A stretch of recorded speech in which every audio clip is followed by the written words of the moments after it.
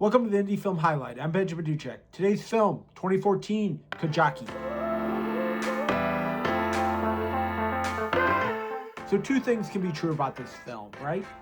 It's a fantastic war film. It shows the camaraderie of soldiers in a way that isn't often depicted on film. And if you've listened to an episode of the podcast, especially about a war film, you've heard me say that it's almost always Navy SEALs, special operations, when those aren't the majority of soldiers or service members that are deployed.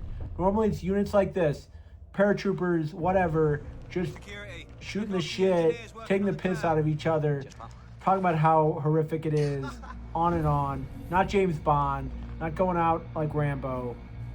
This is one of the closest films to real life military that you're gonna find.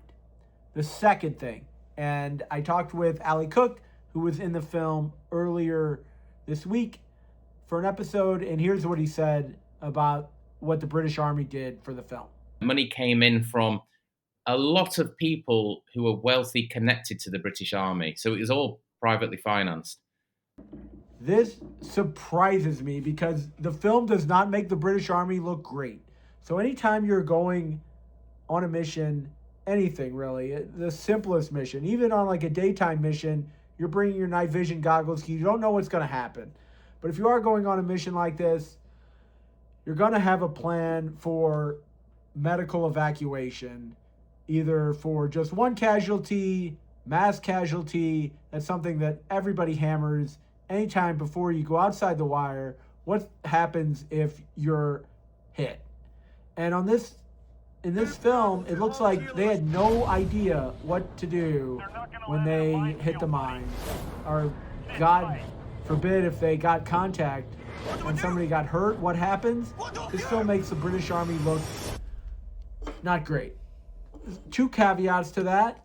In the time of the film, this was a strange time in the Afghan War, 2005, 2006 timeframe. It was when Iraq was going on, and a lot of the resources from the militaries, British and American, was focused on that.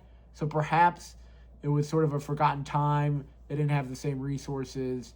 Second thing could be that the British military is different than the American military, but I find that extremely hard to believe that they wouldn't care as much about their casualties and their wounded that the Americans do. And the third could be the filmmakers took liberties to make this more exciting. But again, the British Army patrons paid for this, and it makes them look like that.